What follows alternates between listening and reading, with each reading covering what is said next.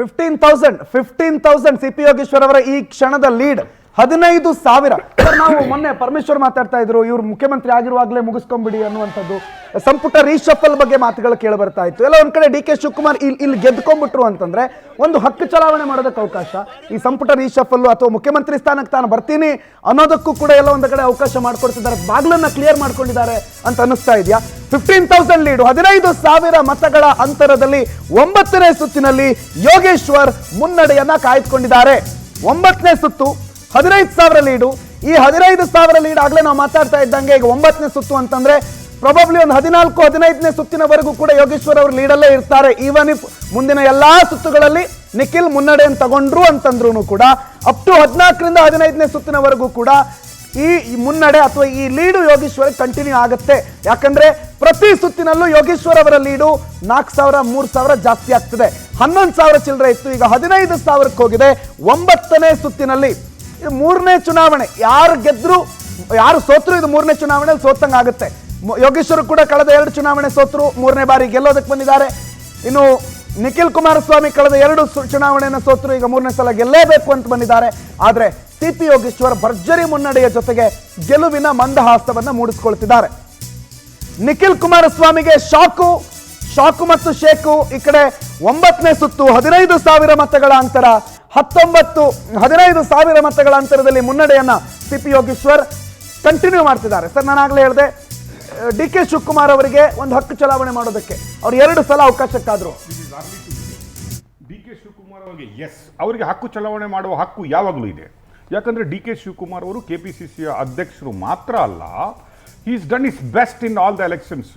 ಅವರು resource mobilisation ಆಗಲಿ ಅಥವಾ 3-4 ವರ್ಷದ ಕೆಲಸಗಳನ್ನು ಅವರು ಮಾಡಿದ್ರಾಗಲಿ ಅಥವಾ ಪಕ್ಷವನ್ನು ಮುನ್ನಡೆಸಿದ್ದಾಗಲಿ ಎಲ್ಲ ಇದೆ.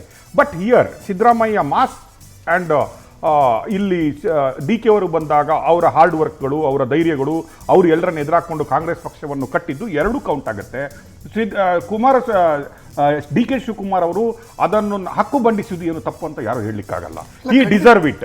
ಬಟ್ ಇಲ್ಲಿ ಕಾಂಗ್ರೆಸ್ಸಿನ ಹೈಕಮಾಂಡ್ ತಗೊಂಡ ಅಂತಹ ನಿರ್ಧಾರ ಯಾವುದು, ಅಥವಾ ಇದು 50-50ಯೋ, ಅಥವಾ ಡಿ.ಕೆ. ಶಿವಕುಮಾರ್ ಅವರಿಗೆ ಒಂದು ಯಾವಾಗ ಕೊಡ್ತೀನಿ ಅಂತ ಮಾತು ಕೊಟ್ಟಿದ್ದಾರೆ, ಅಥವಾ ಸಿದ್ದರಾಮಯ್ಯನವರು ಅದಕ್ಕೆ ಯಾವುದು ಒಪ್ಪಿದ್ದಾರೆ, ಅದನ್ನು ಬಿಟ್ಟರೆ I don't think so D K. Shivakumar has to hurry ನಾವು.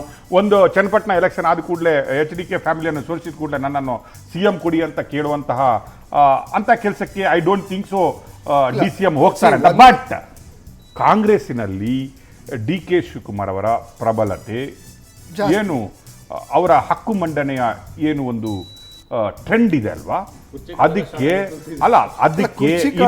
ಅದಕ್ಕೂ ಇನ್ನೂ ಹೆಚ್ಚಿನ ಬಲ ಬರುತ್ತೆ.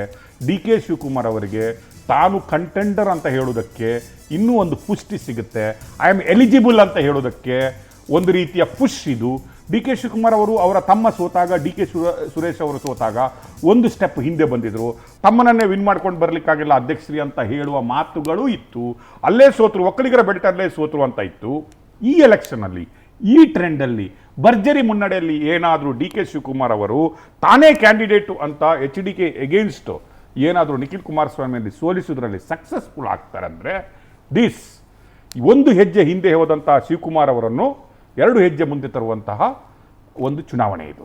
ಈಸ್ ಪ್ರತಿಷ್ಠೆಯ ಚುನಾವಣೆ ಅಂತ ಏನಕ್ಕೆ ಹೇಳ್ತೀನಿ ಅಂದರೆ, ಈಗ ಒಕ್ಕಲಿಗರ ನಾಯಕರು ಯಾರು, ಫ್ಯೂಚರ್ ನಾಯಕರು ಯಾರು ಅನ್ನುವ ಒಂದು ಫೈಟ್ ಇದೆ ಅಲ್ಲ, ಡಿ.ಕೆ. ಶಿವಕುಮಾರ್ ವರ್ಸಸ್ ದೇವೇಗೌಡ ಫ್ಯಾಮಿಲಿಯಲ್ಲಿ.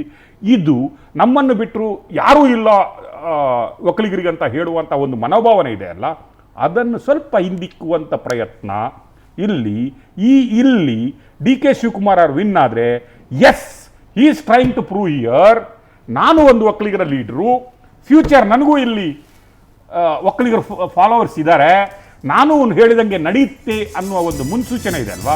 This is worrying to HDK family. ಅಲ್ಲ, ಈ ಚುನಾವಣೆ ಕಾಂಗ್ರೆಸ್ ನಿಶ್ಚಿತ ಕಾಣ್ತಾ ಇದೆ. ಇದರಲ್ಲಿ ರಾಮನಗರ ಜಿಲ್ಲೆಯಲ್ಲಿ ಬಿಜೆಪಿ ಮತ್ತೆ JDS ಮುಕ್ತ ರಾಮನಗರ ಜಿಲ್ಲೆ ಆಗ್ತಾ ಇದೆ. ಅಲ್ಲ, ನಿಮ್ದು ಕ್ಯಾಂಟರ್ ಕೂಡ ರೆಡಿ ಆಗ್ತಾ ಇದೆ. ಸಂಜೆ ಸೆಲೆಬ್ರೇಷನ್ ಮಾಡೋದಕ್ಕೆ ಕ್ಯಾಂಟರ್ ಕೂಡ ಕಾಂಗ್ರೆಸ್ ಅವರು ಬುಕ್ ಮಾಡ್ಕೊಂಡಿದ್ದಾರೆ. ಚನ್ನಪಟ್ಟಣದಲ್ಲಿ ಗೆಲುವಿನ ಸಂಭ್ರಮಾಚರಣೆಗೋಸ್ಕರ ಎಲ್ಲ ಸಿದ್ಧತೆಗಳು ಆಗ್ತಾ ಇದೆ. ಚನ್ನಪಟ್ಟಣ ಗೆಲುವಿನ ಸಂಭ್ರಮಾಚರಣೆಗೆ ಕಾಂಗ್ರೆಸ್ ಕಾರ್ಯಕರ್ತರು ವಿಜಯೋತ್ಸವಕ್ಕೆ ಕ್ಯಾಂಟರ್ ರೆಡಿ ಮಾಡ್ಕೊಂಡಿದ್ದಾರೆ. ಎಲ್ಲ ಸಿದ್ಧತೆಗಳು ನಾವು ಗೆದ್ದೇ ಬಿಟ್ವಿ ಅನ್ನೋ ವಿಶ್ವಾಸದಲ್ಲಿ ಕಾಂಗ್ರೆಸ್ಸಿಗರಂತೂ ಇದ್ದಾರೆ ಅನ್ನೋದು ಬಹಳ ಸ್ಪಷ್ಟವಾಗಿ ಗೊತ್ತಾಗ್ತಾ ಇದೆ. ಅಂತ ಒಂದು ನಿಖಿಲ್ ಕುಮಾರಸ್ವಾಮಿಗೆ ಅಂತ ದೊಡ್ಡ ಶಾಕು. 34,000 ಇಲ್ಲಿ ಇವ್ರದಿದ್ರೆ ಅವ್ರು ಆಲ್ರೆಡಿ 49,000 ಕ್ರಾಸ್ ಮಾಡಿಬಿಟ್ಟಿದ್ದಾರೆ ಯೋಗೇಶ್ವರ್. ಟೋಟಲ್ ಮತ ಗಳಿಕೆಯಲ್ಲಿ 49,000 ಅನ್ನ ಕ್ರಾಸ್ ಮಾಡಿದ್ದಾರೆ. ಸೊ 15,000 ಮತಗಳ ಅಂತರದ ಮುನ್ನಡೆಯನ್ನ ಯೋಗೇಶ್ವರ್ ಕಂಡುಕೊಳ್ತಿದ್ದಾರೆ. ಸೊ ಯೋಗೇಶ್ವರ್ ಬಹಳ ಕ್ಲಿಯರ್ ಆಗಿ ಮುಂದೆ ಹೋಗ್ತಿದ್ದಾರೆ. ಬಟ್ ಈ ಟ್ರೆಂಡ್ ಯಾವಾಗ ಯಾವ ರೀತಿಯಲ್ಲಿ ಬದಲಾಗುತ್ತೆ ಅಂತ ಹೇಳೋದಕ್ಕೆ ಸಾಧ್ಯ ಇಲ್ಲ. ಆದರೆ ಆಸ್ ಆಫ್ ನಾವು ಈ ಕ್ಷಣಕ್ಕೆ ಚನ್ನಪಟ್ಟಣ ಇಡೀ ರಾಜ್ಯದ ಗಮನ ಸೆಳೆದಿದೆ. ಅಂಡ್ ರಾಜ್ಯದ 3 ಕ್ಷೇತ್ರಗಳಲ್ಲಿ ಬಿಜೆಪಿ ಹಿನ್ನಡೆಯಲ್ಲಿದೆ. 3ರಲ್ಲೂ ಕಾಂಗ್ರೆಸ್ ಮುನ್ನಡೆಗೆ ಬಂದಿದೆ. ಯಾಸಿರ್ ಖಾನ್ ಪಠಾಣ್ ಕೂಡ ಅಲ್ಪ ಮತಗಳ ಮುನ್ನಡೆಯಲ್ಲಿ ಮುಂದೆ ಹೋಗ್ತಿದ್ದಾರೆ.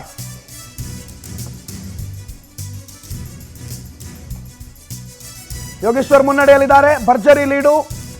ಮಹಾರಾಷ್ಟ್ರದಲ್ಲಿ 216 NDA. ಆದ್ರೆ ಜಾರ್ಖಂಡ್ ನೋಡಿದ್ರೆ 49, 50-29 ಆಗ್ಬಿಡ್ತು. INDA ಬ್ಲಾಕ್ 50ಕ್ಕೆ ಜಿಗಿದಿದೆ. ಇಲ್ಲಿ ಅನ್ಎಕ್ಸ್ಪೆಕ್ಟೆಡ್ ಆಗಿ INDA ಬ್ಲಾಕ್ ಮುನ್ನಡೆಯನ್ನ ಕಂಡುಕೊಳ್ತಾ ಇದೆ ಜಾರ್ಖಂಡ್ ನಲ್ಲಿ. ಆಡಳಿತಾರೂಢ JMM ಪ್ಲಸ್ ಕಾಂಗ್ರೆಸ್ನ ಲೀಡು ಜಾಸ್ತಿ ಆಗಿದೆ. 50 ಈಗ ಹೋಗಿದೆ. ಬಟ್ ಚನ್ನಪಟ್ಟಣದ ಕಾಂಗ್ರೆಸ್ಸಿಗರ ಸೆಲೆಬ್ರೇಷನ್ ಅನ್ನು ನೋಡ್ತಾ ಇದ್ದೀವಿ.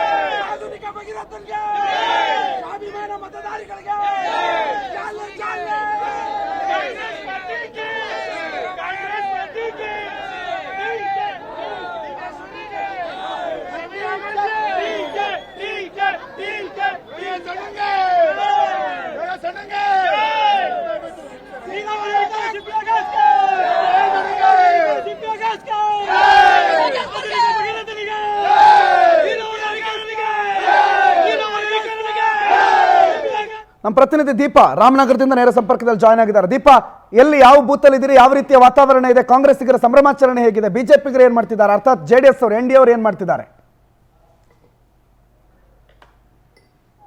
ಸದ್ಯಕ್ಕೆ ಇನ್ನೂ ಕೂಡ ಕೌಂಟಿಂಗ್ ಮುಂದುವರೆದಿರುವಂತಹದ್ದು 7-8ನೇ ಸುತ್ತಿನ ಹಂತದಲ್ಲಿ ಇದೆ. ಆದ್ರೆ ಇಲ್ಲಿಯವರೆಗೆ 6ನೇ ಸುತ್ತಿನವರೆಗೂ ನಿಖಿಲ್ ಮುನ್ನಡೆಯನ್ನ ಸಾಧಿಸಿದ್ರೆ 7ನೇ ಸುತ್ತಿನಲ್ಲಿ CP ಯೋಗೇಶ್ವರ್ ಅವರು ಮುನ್ನಡೆ ಸಾಧಿಸಿರುವಂತಹದ್ದು. ಇಲ್ಲಿಯವರೆಗೆ JDS ಮತ್ತೆ ಬಿಜೆಪಿಯ ಕಾರ್ಯಕರ್ತರ ಸಂಭ್ರಮ ಮುಗಿಲು ಮುಟ್ಟಿತ್ತು. ಆದ್ರೆ ಇದೀಗ ಕಾಂಗ್ರೆಸ್ನ ಕಾರ್ಯಕರ್ತರ ಸಂಭ್ರಮ ಮುಗಿಲು ಮುಟ್ಟಿದೆ. DK ಯೋಗೇಶ್ವರ್ ಫೋಟೋಗಳನ್ನ ಇಟ್ಕೊಂಡು ಒಂದ್ ರೀತಿಯಾಗಿ ಸಂಭ್ರಮಾಚರಣೆಯನ್ನ ಮಾಡ್ತಿರುವಂತಹದ್ದು. ಆದ್ರೆ ಬಿಜೆಪಿ ಮತ್ತೆ JDS ಕಾರ್ಯಕರ್ತರು ಒಂದಿಷ್ಟು ಸೈಲೆಂಟ್ ಆಗಿದ್ದಾರೆ, ಒಂದಿಷ್ಟು ಇಲ್ಲಿಂದ ಕಾಲ್ಕೀಳುವಂತಹ ಕೆಲಸವನ್ನ ಮಾಡಿದ್ದಾರೆ. ಅಂದ್ರೆ ಇಲ್ಲಿಂದ ಹೋಗುವಂತಹ ಕೆಲಸ ಆಗ್ತಾ ಇದೆ ಒಂದಿಷ್ಟು ಜನ ಕಾರ್ಯಕರ್ತರು. ಆದ್ರೆ ಕಾಂಗ್ರೆಸ್ನ ಕಾರ್ಯಕರ್ತರ ಸಂಭ್ರಮ ಮುಗಿಲು ಮುಟ್ಟಿದೆ. ಯಾಕಂದ್ರೆ ಸುಮಾರು 11,000ಕ್ಕೂ ಹೆಚ್ಚು ಅಂತರ ಇರೋದ್ರಿಂದ ಈ ರೀತಿಯಾದಂತಹ ಸಂಭ್ರಮ ಮುಂದುವರೆದಿದೆ. ಸದ್ಯದ ಮಟ್ಟಿಗೆ ಅಂದ್ರೆ CP ಯೋಗೇಶ್ವರ್ ತೀರಾ ಮಟ್ಟಿನ ಅಂತರ ಕಾಯ್ಕೊಂಡಿರೋದ್ರಿಂದ CP ಯೋಗೇಶ್ವರ್ ಅವರೇ ಗೆಲ್ತಾರೆ ಅನ್ನುವಂತಹ ಒಂದಿಷ್ಟು ಆಶಾಭಾವನೆ ಕಾರ್ಯಕರ್ತರಲ್ಲಿ ಈ ಒಂದಿಷ್ಟು ಅಂದ್ರೆ ಈ ಒಂದು ರಾಮನಗರ ಅಂದ್ರೆ ಚನ್ನಪಟ್ಟಣ ಕ್ಷೇತ್ರ ಏನಿದೆ ಸಾಕಷ್ಟು ಜಿದ್ದಾಜಿದ್ದಿನ ಕ್ಷೇತ್ರ ಆಗಿತ್ತು. ಕೌಂಟಿಂಗು ಕೂಡ ಅದೇ ರೀತಿಯಾಗಿ ಅವು ಏಣಿಯ ಆಟ ಆಗ್ತಾ ಇರುವಂತಹದ್ದು. ಒಂದು ಬಾರಿ ಅವರಾದ್ರೆ ಒಂದು ಬಾರಿ ಇವರಾಗಿತ್ತು. ಆದ್ರೆ ಇದೀಗ 11,000ಕ್ಕೂ ಹೆಚ್ಚು ಮತಗಳ ಅಂತರ ಬಂದಿರೋದ್ರಿಂದ ಕೆಲವೊಂದು CP ಯೋಗೇಶ್ವರ್ ಗೆಲುವಿನ ದೀಪಾ, ಕಾರ್ಯಕರ್ತರನ್ನ ಮಾತಾಡಿಸಿ. ದೀಪಾ, ಕಾರ್ಯಕರ್ತರನ್ನ ಮಾತಾಡಿಸಿ.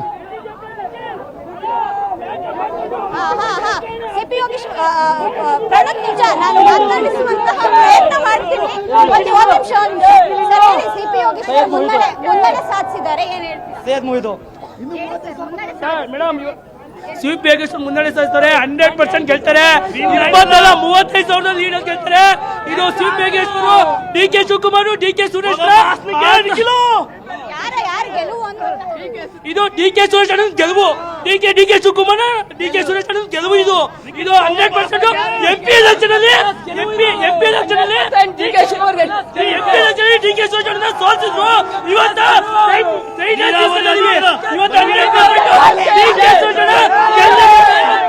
ನೋಡ್ತಾ ಇದ್ದೀರಾ ನೀವು. ನಿಜಕ್ಕೂ ಇಲ್ಲಿನ ಸಂಭ್ರಮ ಮುಗಿಲು ಮುಟ್ಟಿರುವಂತಹದ್ದು. ಒಂದ್ ರೀತಿಯಾಗಿ ಕಾರ್ಯಕರ್ತರೆಲ್ಲರೂ ಕೂಡ ಜೋಶಲ್ಲಿದ್ದಾರೆ. ಕಾರ್ಯಕರ್ತರೆಲ್ಲರೂ ಕೂಡ ಒಂದ್ ರೀತಿಯಾದಂತಹ ಅಭಿಮಾನದಲ್ಲಿದ್ದಾರೆ. ಇದು ಗೆದ್ರೆ DK ಗೆಲುವು ಅನ್ನುವಂತಹ ಮಾತುಗಳನ್ನ ಹೇಳ್ತಾ ಇರುವಂತದ್ದು. ಹಾಗಾಗಿ ಇನ್ನೂ ಕೂಡ ಕಾದ್ ನೋಡ್ಬೇಕಾಗುತ್ತೆ. ಯಾಕಂದ್ರೆ ಇನ್ನೂ ಹಲವಾರು ಸುತ್ತಿದೆ, ಸುಮಾರು 20 ಸುತ್ತಿನ ವರೆಗೆ ಇರುವಂತಹದ್ದು. ಹಾಗಾಗಿ ಕಾದ್ ನೋಡ್ಬೇಕಾಗುತ್ತೆ Pranoth. Right, okay, thank you Deepa ಮಾಹಿತಿಗೆ.